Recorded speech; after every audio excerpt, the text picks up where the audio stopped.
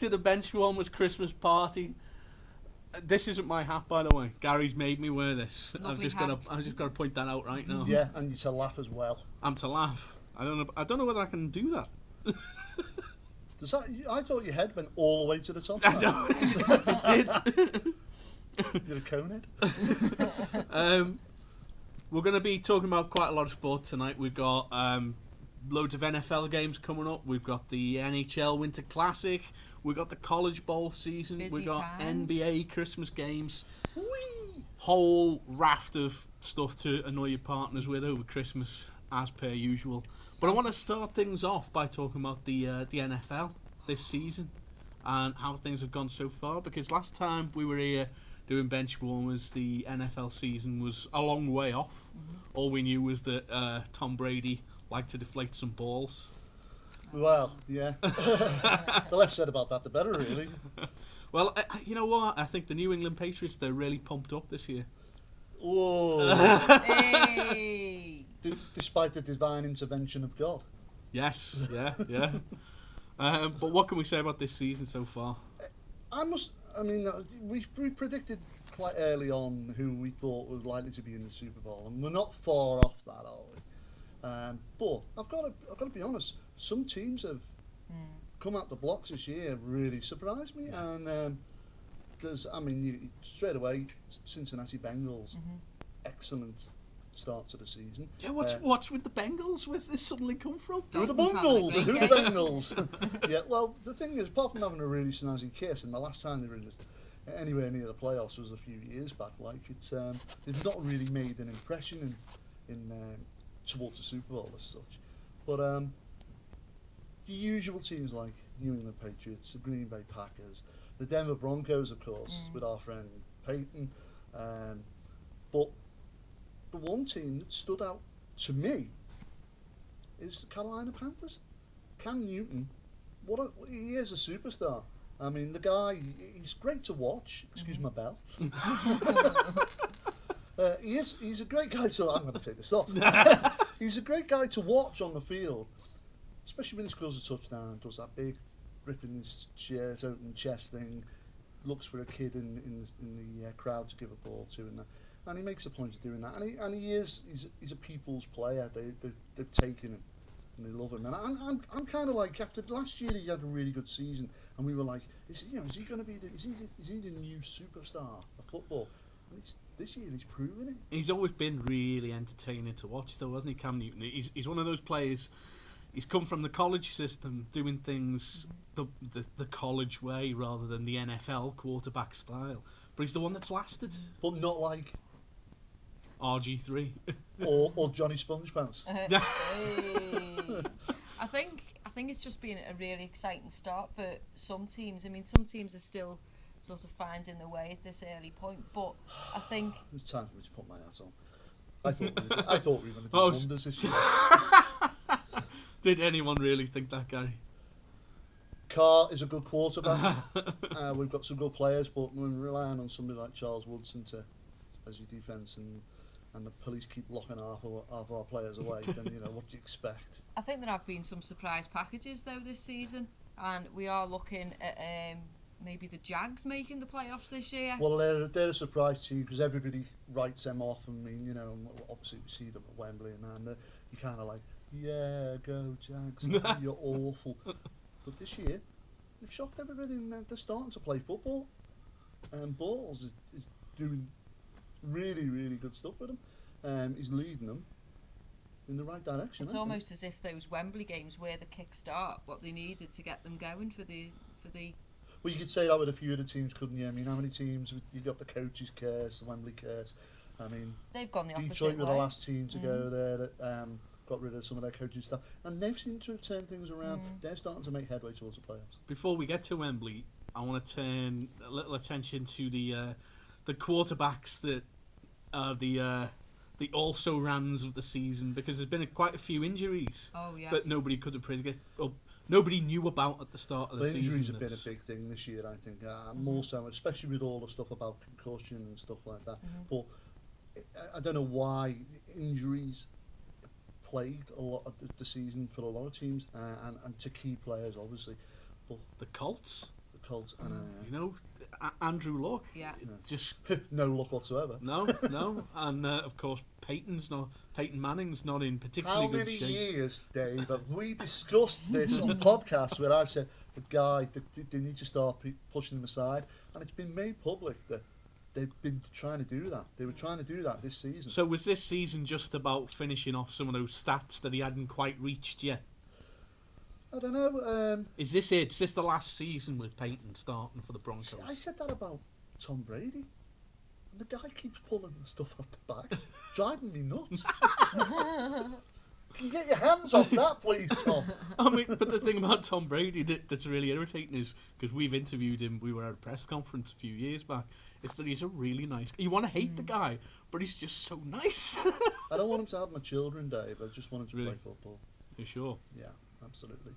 I think, as you say, injuries have sort of taken over the headlines for a lot of these teams this year in the NFL, and you know, it is becoming a bit of a soap opera sometimes. So who's going to be injured next? Who's the next one to fall? It's weird you should say that, okay, because it's the emphasis on rule changes to stop the injuries and that, and it's weird with all these restrictions they're putting in place and the boundaries and that. It seems to have made more injuries. I'm astounded by the way the season's gone.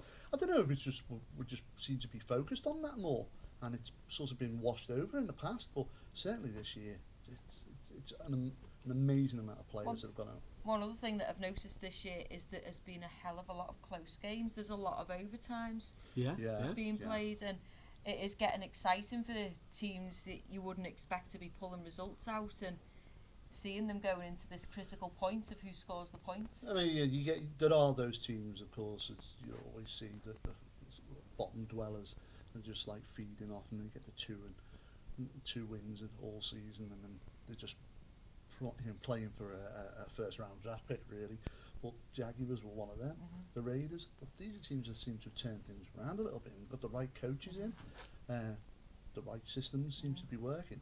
But there's a couple of conferences that are always the same, where it's always quite competitive, and any team could win it.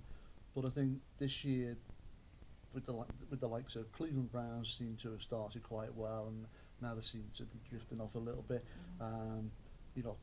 Cincinnati, as we've already said, Arizona Cardinals having a fantastic season. Definitely going to be there, I think, in with a shout. Well, this is one of your games to watch over Christmas, isn't it? Certainly is. I mean, Christmas Eve game, you know, when you've had all your turkey and everything like that, you'll be sitting there later on watching this, and then you'll be thinking, football tonight. Green Bay Packers versus the Arizona Cardinals. How important is that game going to be for Santa one of those couldn't teams? have delivered a better game on Christmas No, Eve. certainly, because that's vital. I mean, Green Bay need it, Arizona need it. Both teams are really battling out for it. They had some bad results at the middle point of the season, Green Bay, and it was looking a bit ropey there for a while. But there's one team that's been a thorn in their side, and this year, obviously, with the return of Adrian Peterson, Minnesota. I know earlier in the season, Green Bay turned them over 30-13, I think it was. But that Minnesota are always there, nipping at their heels this season, and it's either one of them. We haven't mentioned too much about Wembley yet. We went to Wembley, our usual, the international series.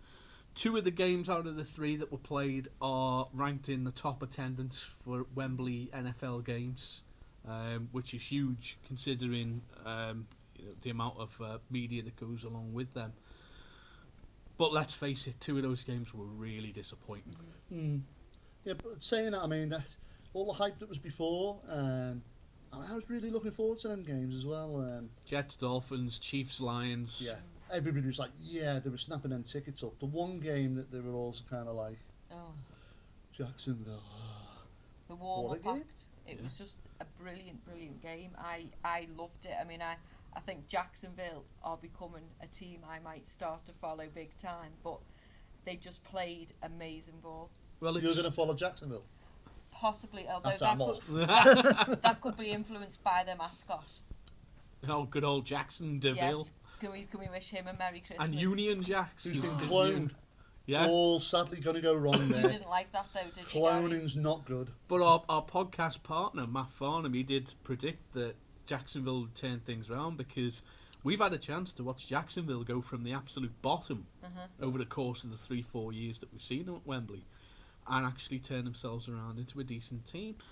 The question, therefore, is how good are they going to be next year? Because we're moving on. The games are announced and the tickets are now on sale for next year, and it's another chance to see this team that's emerging, that's coming up, rising up through the ranks, have a shot. Our home team. Oh yeah, our home team. Well, it's when you say home, of course, Wembley and Twickenham this year. So Twickenham, yeah, first time that NFL game's been played there. How do you think that's going to go with them? I think they keep their options open on that, purely because Wembley gets used for other things as well, and you always hear it every year. There's an international game on there, England play or whatever, or the FA Cup or something like that, and they go, bleeding markings are still on the pitch from that NFL game that was on, and yeah, okay, whatever, get over it. I'm really looking forward to all the games. I mean, it's nice to move it around. The only thing, and I think we discussed it on the podcast on our way to Wembley at the time, was it would have been nice to have seen them move it further around the country, but again, where could you stage it? We'll see, because obviously there's talk of Tottenham in the next few years, so it looks like the NFL's going to be on the move. But, I mean, it's just been a great season. I've really enjoyed it. There's still plenty of action to come. Make sure you keep up with all the NFL news. Listen to our podcast. We've got all the details on there. And make sure you catch the action leading into the playoffs in January, which are always great to watch.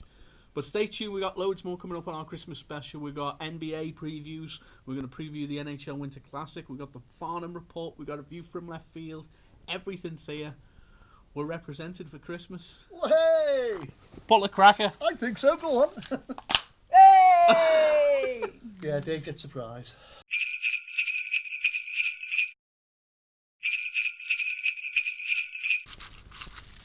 What you get, Dave? Trumpet. Hey! He's always been blowing his own trumpet. True. What do ghosts eat? Spooketti. Hey! Gary's not impressed. So. You got your Bengals hat? Yeah, it is Bengals colours, isn't it? Here's my Bengals support. Oh, it could be Johnny Football. Johnny Christmas. Or could you not wear that for Orange Bowl? Nice segue. I like it. Isn't that all then? No, it's okay. Forget that. You're banned. Okay. College football coming up. It's bowl season again, and I love it. Why should people be watching college football? Because this is something that over here you don't really get this sense that that you should go and watch like university games or whatever. So why is it a big deal in America?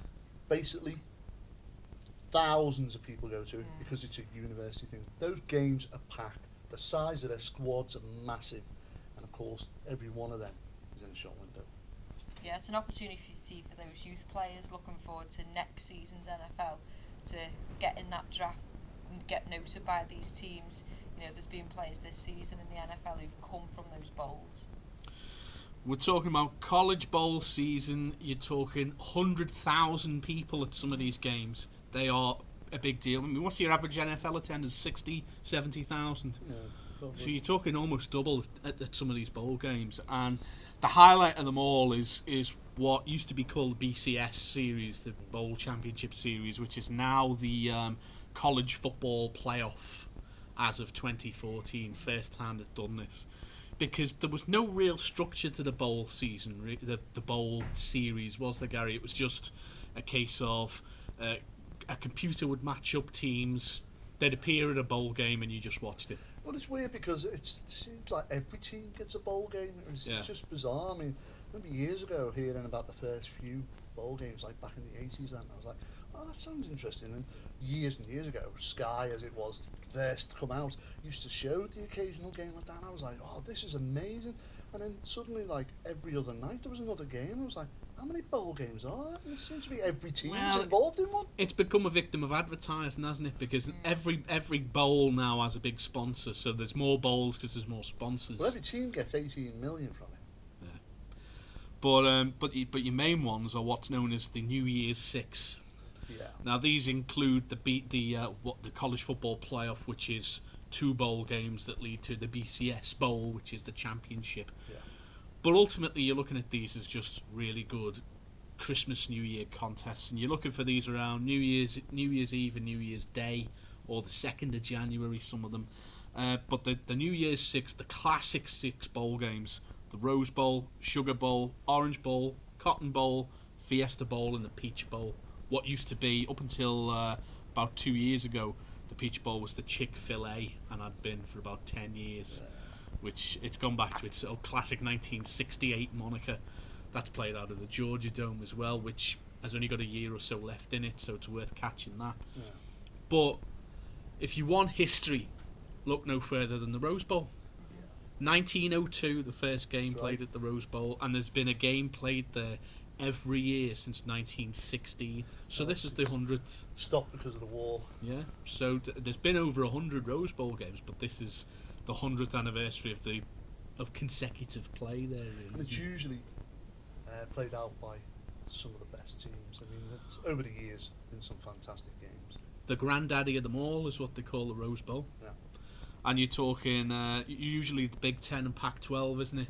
The top teams, because Division 1 college football is defined by these divisions, and a lot of people favour different divisions. Because my favourite, I love watching the SEC, the Southeast Conference.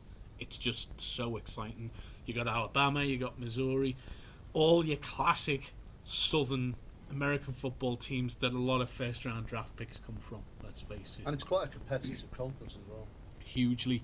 Your big games for the SEC are, let me see, I'm going to have to consult my notes here, but Sugar Bowl, established in 1935, that's an SEC one, and I believe the Cotton Bowl, which is normally a Big 12 versus SEC rivalry game. I think it's that tradition, isn't it? It's that traditional element of college ball, families getting together, the festive season, everybody taking part, and that's why these attendances are so high, and it's such an exciting and money-making thing for them. It's like I said earlier, it's about being in a shop window, and the difference between college football and the NFL is, in the NFL, they're already getting the big moolah.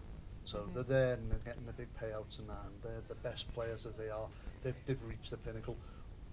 In college football, every one of them is fighting for a position. So you've got, like I said earlier, huge size squads.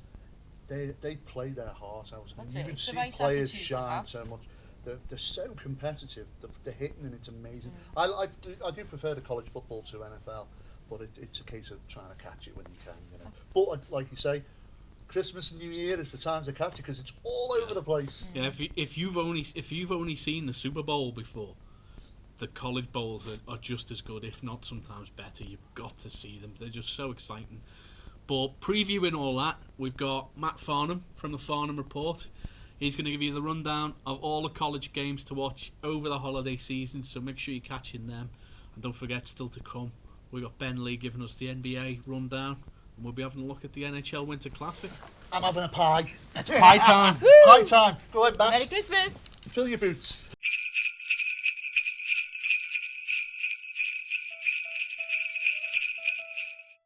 Number 12, that's tonight, Christmas Eve. That's right, 1 AM. Only risk it if you know you've been good and you don't want to be bumping into Santa.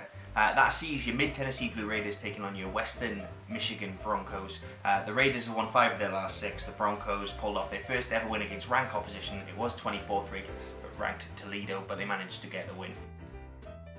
Number 11, Zaxby's Heart of Dallas Bowl sees your Washington Huskies taking on your Southern Miss Golden Eagles. The 6-6 Huskies managed to pull something out this season. They managed to get the biggest win of the season over their local rivals, Washington State. Southern Miss have had a 9-4 season, mostly unheralded, but they look like they're in a good position. That is on Boxing Day at 7:20. Number 10, the Military Bowl. Now this is always worth watching just for the spectacle of it all. It's held in Annapolis, Navy are hosting, and the Midshipmen, they take on the Pittsburgh Panthers. It's a great game. Pitts lost their last game against Miami, which ended up costing them a bigger place in one of the bigger bowls. But I'm sure they'll have a great day out here. As I said, well worth watching for the spectacle. Number 9, this is on the 29th at 10:30 p.m. This is the Russell Athletic Bowl, North Carolina Tar Heels against the Baylor Bears. This is going to be a great game. Both teams have had fantastic seasons. Baylor Bears, for the first time in a long time, didn't win their division. The Tar Heels have outperformed. They did get beaten just a couple of weeks ago in the ACC Championship game, but they pushed the number 1 ranked Clemson all the way. Definitely going to be a game worth watching. Number 8, this is later on the same night, 1 a.m. It's your Advocate V100 Texas Bowl. LSU Tigers 8-3 taking on the Texas Tech Red Raiders. Big game for LSU. They'd be really disappointed. They should have been in there in the championship game. Number 7, this is on the 30th at 1 a.m. It's technically the 31st, but it's worth staying up just to get your body in practice, isn't it? For the next night, you've got USC taking on Wisconsin Badgers. Going to be a great game. Wisconsin Badgers, for only the second time in the last 5 years, didn't make the championship game. USC had a great season considering they lost their coach halfway through. Alright, we're at New Year's Eve. This is where things get interesting. Semi-final number 1. You've got Clemson Tigers, Oklahoma Sooners. You've got the number 1 team versus the number 4 team. This is where, as I said, things are going to get really interesting. Oklahoma last played in a national championship game in 2008. They're a team that used to be there all the time. They've disappeared from the limelight recently, but this is definitely their opportunity to get back in there. Clemson had a fantastic season. It was their 24-22 win over Notre Dame that really made their season. Number 5, I'm starting to feel like a radio DJ, is the Cotton Bowl. This is the second half of the semi-final matchup. This is Michigan State Spartans against Alabama Crimson Tide. Now we know the Crimson Tide, they have been around this championship game for years now. They're a solid team. They're the best ranked team in a lot of different things. Overall, they're statistically the best team in college football at the moment, and they're going to be a tough team to watch. They find themselves in a similar position to last year where they're up against a one-loss Big Ten team. But last year, we know they lost to Ohio. Ohio went on and won a lot. Alabama will be looking to prove against Michigan State that they are better than that. Michigan State themselves have had a couple of great wins this year. They managed to beat Michigan, local rivals, and Ohio State on their way to this game. At number 4, New Year's Day, 6 p.m, first game of 2016, officially for us, officially for America as well, the best named game in all of them, the Battle Frog Fiesta Bowl. Notre Dame Fighting Irish versus Ohio State Buckeyes. We know Ohio State were in the championship, won the championship last year. Notre Dame were in the championship game a few years back. Both teams really, really strong. This is going to be a great game to watch, and it's on at a sensible time for us as well. Number 3, 10 p.m, same night, the Rose Bowl. This is the game that everybody wants to play in. It's one of the big, high-profile games. This year, Stanford Cardinal versus Iowa Hawkeyes. Iowa Hawkeyes 12-1. They lost in their championship game recently. That was their only defeat this season. They weren't a team that people threw around at the start of the season. They weren't a team that people thought would be in the top 5, top 6. They've managed to have a fantastic season. They've done well. Stanford Cardinal, they come through the Pac-12. They've taken Oregon's crown as the darling of the Pac-12 at the moment. They're going to be well up for this game. 2nd of January, 5 p.m, it's game number 2 on the list. This is Penn State Nittany Lions versus the Georgia Bulldogs. The Bulldogs are their 19th straight bowl. Penn State have never beaten a ranked opposition, especially somebody from the Power 5 in a bowl game. It's going to be a huge, huge game. Penn State are a big school. They travel well. Their fans are going to be wild. Georgia the same. This is going to be a great game. As I said, 2nd of January, 5 p.m. Make sure you're watching that game. And number 1 on the 12 Bowls of Christmas, 11:45 p.m. Same day, January 2nd, the Valero Alamo Bowl, Oregon Ducks versus TCU Horned Frogs.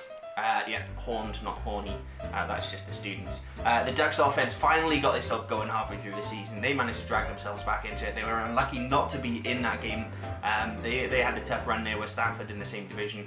TCU, they were disappointed not to be there. Start of the season, their name was thrown around. They were seen as real contenders for the championship. They didn't make it. This is what they're going to have to settle with. And that was your 12 Bowls of Christmas. It's a great time for football fans all over the place. Don't forget, you've got your NFL, you've got your NHL. The 11th of January is the championship game. That's a Monday night. It's a great game. If you can stay up and watch it, brilliant. If you can't record it, it's going to be a fantastic game, well worth a watch. Have a great Christmas.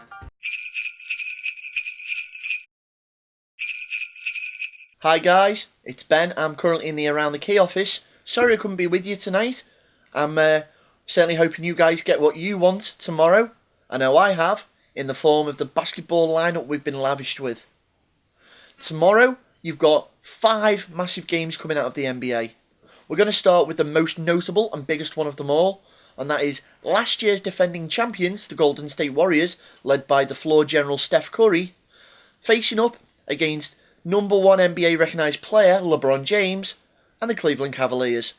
Now this is going to be a battle for the ages. It certainly holds its Christmas Day value it's been given. If you're going to get a chance to watch it, please do so. I thoroughly recommend it. Currently, at the moment, the Golden State Warriors are looking a dominant force with a massive unbeaten streak so far at the beginning of the season. Steph Curry is certainly being helped out there by Brandon Rush and Drummond Green at the moment. I mean, these guys are certainly putting the points on the board. They're pulling out the paint. They're in the rebounds all the time. They're in the league leaders at the moment for their stats. Certainly bigging it up. On the flip side, you've obviously got that powerhouse of LeBron James, Kevin Love and Kyrie Irving. Now the Cavs just let the playoffs slip through their fingers last season. They certainly will be looking for revenge when it comes to taking on the Golden State Warriors. You've also got a really other good game coming up. That's the Chicago Bulls, and they're going to be facing off against the Oklahoma City Thunder. Now, for you guys that obviously follow a bit of basketball, you're going to know that's big Derrick Rose against bigger KD, Kev Durant himself. But Kev's not putting all the points on the board there over at Oklahoma at the moment. Russell Westbrook is certainly doing that for them. The guy's up there for steals and assists at the moment, so he's trying to make the plays and letting the likes of Kev Durant finish it off for them. One I'm certainly looking forward to is my Miami Heat, who are having an awesome turnaround season at the moment. They're going to be facing off against Anthony Davis's New Orleans Pelicans. That's certainly going to be a game for the purists. Let's look at possibly, though, one of the biggest fights of the day. And that is going to be Kobe Bryant and his LA Lakers against Blake Griffin and his LA Clippers. That's right, Christmas Day is going to be the battle for Los Angeles. Now, last year, a lot of people were doubting Kobe Bryant, asking, was he over? Do we think it's going to be his last season? No chance. The guy's in his prime right now. He reckons he could go longer than Jordan did. That's something I'm certainly looking forward to. On the other side of the coin, though, you certainly have got the likes of Blake Griffin and Chris Paul making that powerhouse over at the Clippers at the moment. It's been a long-term rivalry, and it's certainly a game I'm looking forward to. I mean, that's that side of the pond. Let's have a quick look at this side, as we're going to check out some of the BBL action coming up over the festive period. Currently, at the moment, the Newcastle Eagles are dominating the BBL again, as we expected them to. But they're strongly pursued by such good teams as the Worcestershire Wolves and also the London Lions. Not to take anything away from the Cheshire Phoenix, who are having an awesome season at the moment under new head coach John Lowry. So, on Christmas Day, unfortunately, the BBL guys get the time off, so we're stuck to watching the NBA. But those guys will be in action on the 27th. The first game I'm going to pick up on is certainly going to be another massive clash to watch out for. That's going to be the London Lions, and they're going to be facing off against the Worcester Wolves. Previous Cheshire Phoenix player Damond Watt, who was certainly a standout character for them last season, is currently playing down at the Lions and will certainly be a key player to watch out for there. The Wolves have got a long credible history in the BBL, and especially when it comes to the tournament games as well. You've got also the Plymouth Raiders are going to be facing off against the newly named Surrey Scorchers. Now, Surrey certainly trying to make a new name and position for themselves in the league, holding out so far and not doing too bad. A bit closer to home, you're going to have the Manchester Giants. They're going to be facing off against Leeds Force. Leeds, bit of an underdog previously, but certainly not a team to let go under the radar. Manchester Giants at the moment, looking very dominant, very promising. Certainly a game I'm looking forward to watching. And last but not least, on the 30th, you've got possibly one of the most interesting games in the BBL. And that is the Glasgow Rocks against the Newcastle Eagles. This is going to be an all-star clash battle, something I'd certainly recommend watching. If you can get out there to the Glasgow Arena, do so. Right guys, unfortunately, I've got a lot of things to get on with. I hope you guys have a great new year, and I'll see you soon.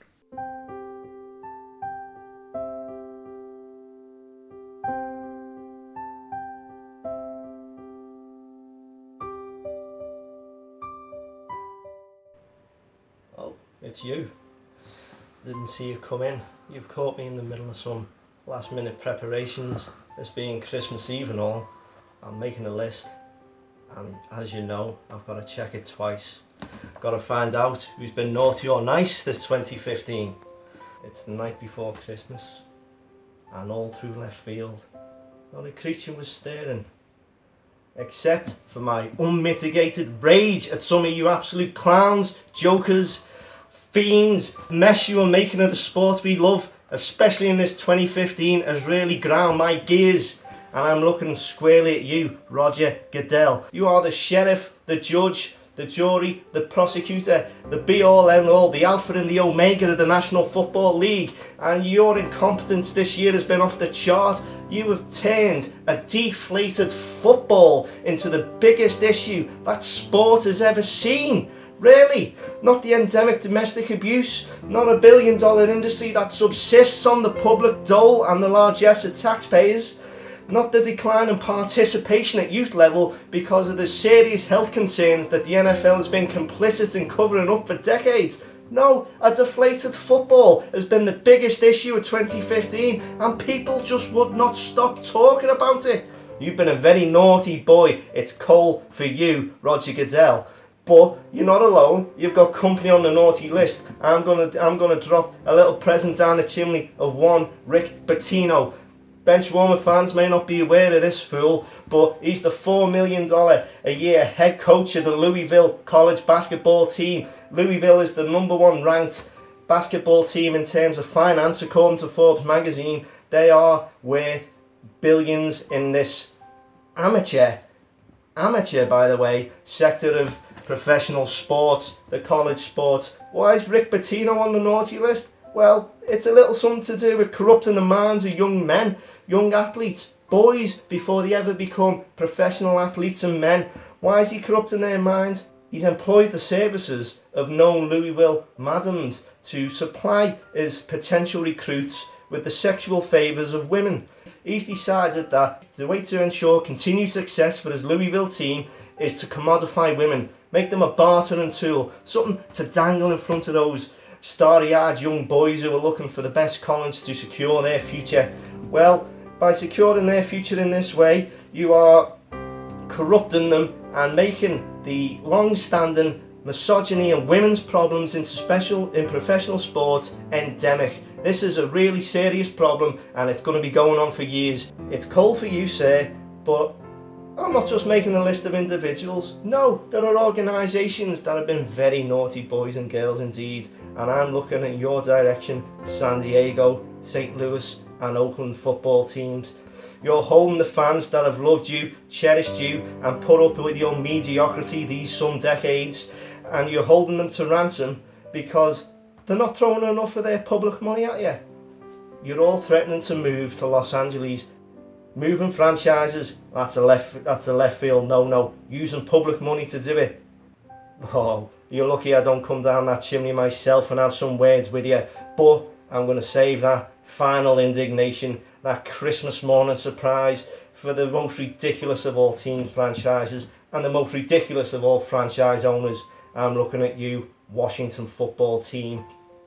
Tradition's your excuse for your blatant, hateful and continued offensive use of a Rachel Slayer as a sports team nickname. Really? That's the best argument you can come up to? Tradition? It's also traditional as far as I'm aware that you veer from mediocre to laughable in success on the field. Is that something you want to continue in perpetuity? Or would you like to one day be better? I don't see anyone defending lynching as a traditional outdoors activity in the South. I don't see anyone defending segregation as a enviable social practice. No, it's ridiculous. We move forward as a society incrementally. We change little by little by little, and we change for the better. And for some reason, you clowns in Washington want to stand in the face of that oncoming tide.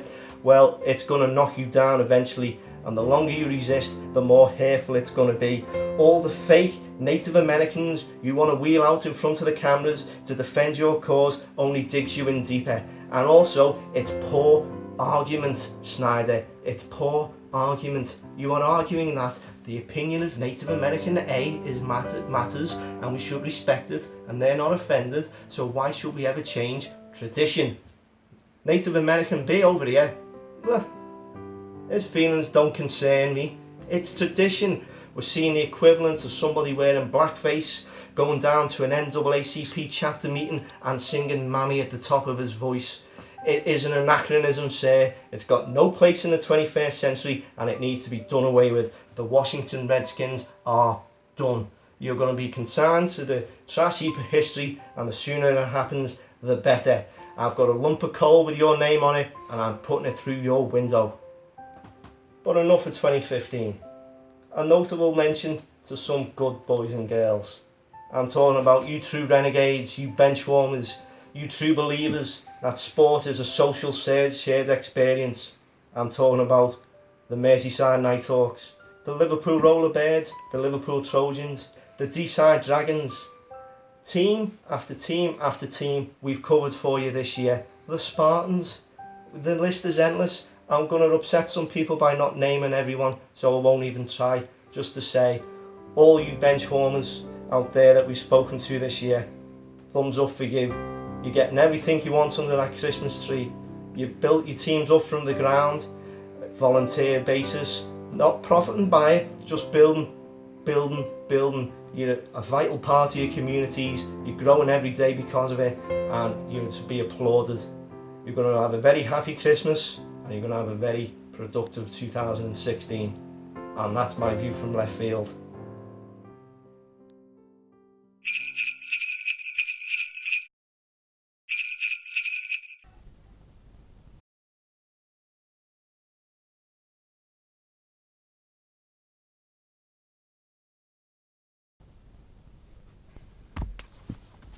Tim Tebow. Oh. Is that Christmas turkey lying heavy on your stomach? Is there any more pies left? I think I dribbled a bit. Oh, crumbs everywhere. Where's all the pies come? I presume Santa's been. Yeah. New Year's Day, the NHL Winter Classic. This is the NHL's big. It's their baby at the moment. They've been doing it since 2008, and it's essentially an outdoor game.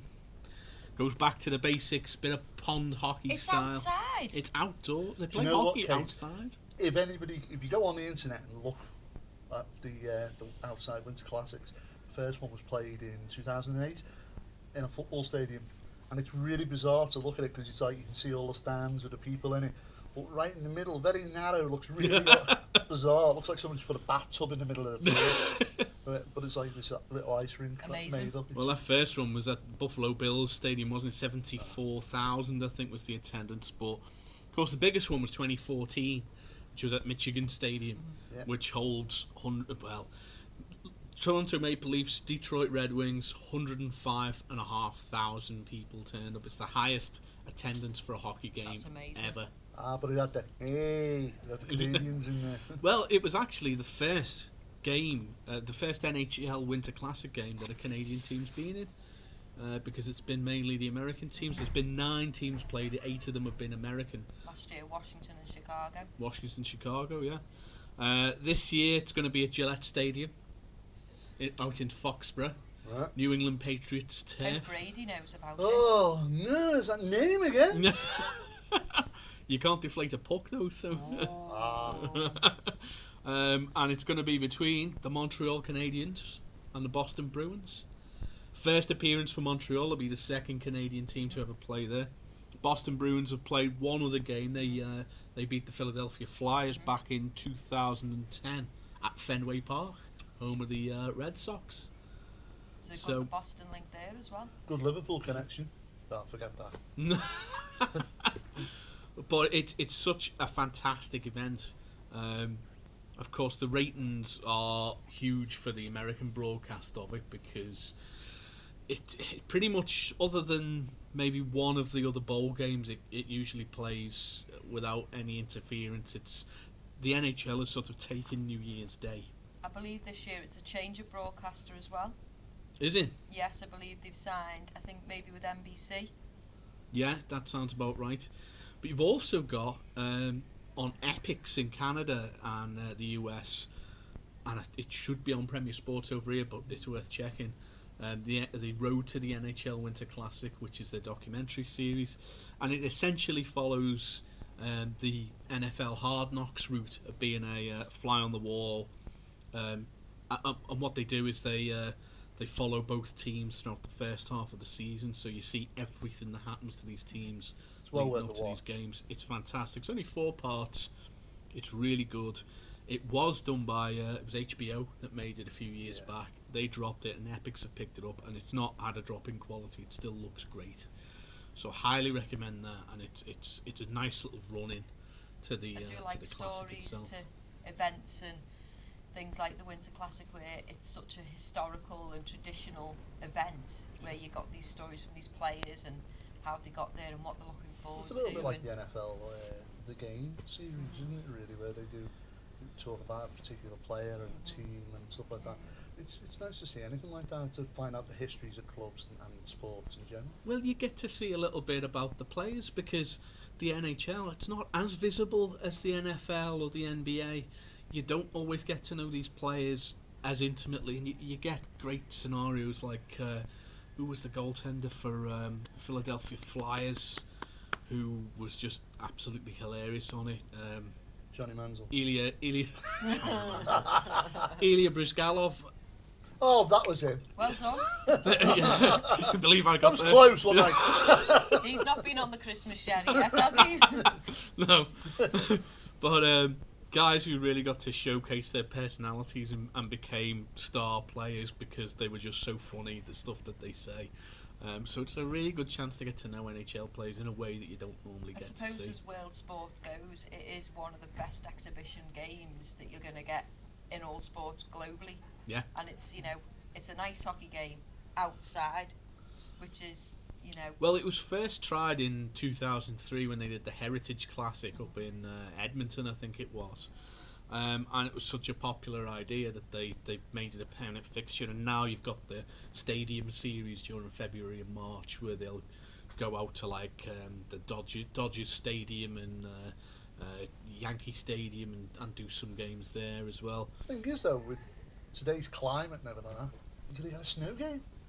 Well, this is every year. Every year there's the will it, won't it snow thing that runs through it, and there's nothing quite like watching a Winter Classic when it snows, because it doesn't make for a great game, I've got to say, because the ice just clogs up entirely. They've got to keep bringing the Zamboni out. But the atmosphere is fantastic, and the goalies wear the woolly hats over their goalie masks. It's got a great feel to it. It looks great, but the weather is always a big issue. I remember a few years back, they actually had to postpone the game by about 12 hours. They were going to play it in the afternoon, and there was rain, so they had to wait for the rain to go off because it's going to destroy the ice.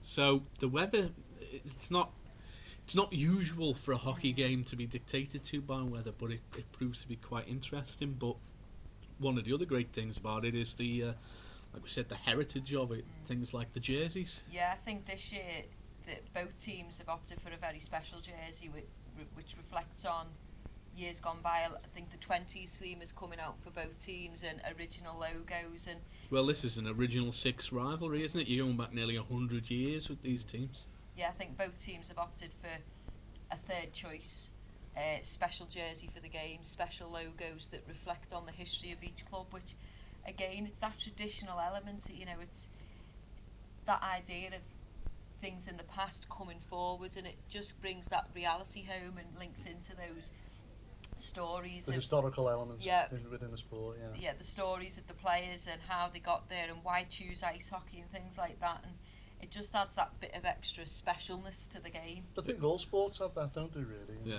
I know there's that crossover as well, because the NFL teams have hockey jerseys, which is a bit bizarre. You don't see hockey teams having NFL jerseys, do you? But hockey's a big thing. Well, if you haven't seen these jerseys, get on the websites and look, because they've even done like throwback logos for it. I loved the Toronto one from 2 years ago, was just stunning, and I still haven't picked up the shirt yet, but I will eventually if they're still got it on sale, because it's fantastic. I think as well, looking back at the history of the club, on New Year's Eve there's going to be a special game between the two teams of older players. The alumni of both teams. Yes, they're going to be playing in a game on New Year's Eve, so it's kind of a bit of the warm-up act, and so that'll be exciting to see you know, if these old players still got it and can they give as much as they can on the ice. Well, you never know, Dave, because you're a good boy. You've been a good boy this year. When you're asleep tonight, tomorrow, you might have that jersey. That's true. I better have. Oh dear. Santa! But speaking about Toronto and their jersey, of course, the big news for Toronto is in 2017 it's going to be their centenary year. And what they're looking at, they want a Winter Classic. They were in the biggest one ever 2 years ago, and Toronto want it back.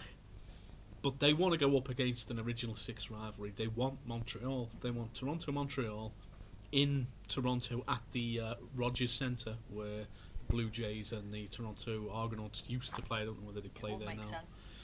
Be a fantastic venue for it, and the crowd would be huge on it. But do you not think the American teams are going to get their nose pushed out a bit? Exactly, and this is the issue, because it does huge numbers on TV in America, but it's actually, the Winter Classic is declining its viewership in Canada, because what they're doing is they're ignoring the Canadian teams. In fact, the last Winter Classic, the ratings were lower than your average CBC Hockey Night in Canada game, which is ridiculous. Yeah, it's not good. So they need to make sure that they appease the Canadian market, because that is the hockey market, really. However much you want to appease the American teams, there's only select cities that are going to buy into the Winter Classic. So you need to make sure you keep the Canadians sweet, and who knows, centenary year, centenary shirt, centenary Winter Classic. But there's nothing left but to say this is it, the end of another season, and what a year it's been. Has it been the season to be jolly? Yes. That was Star Wars has come out. That's been Benchwarmers, and from everybody here at BASN headquarters, from Matt and James and Ben, from Pete, Steve, all the guys behind the scenes, we want to say thanks for joining us. Come back in the new year, we've got plenty more stuff. Make sure you're following all the sport. Have a great Christmas. Merry Christmas, guys. Merry Christmas, everyone. 2016.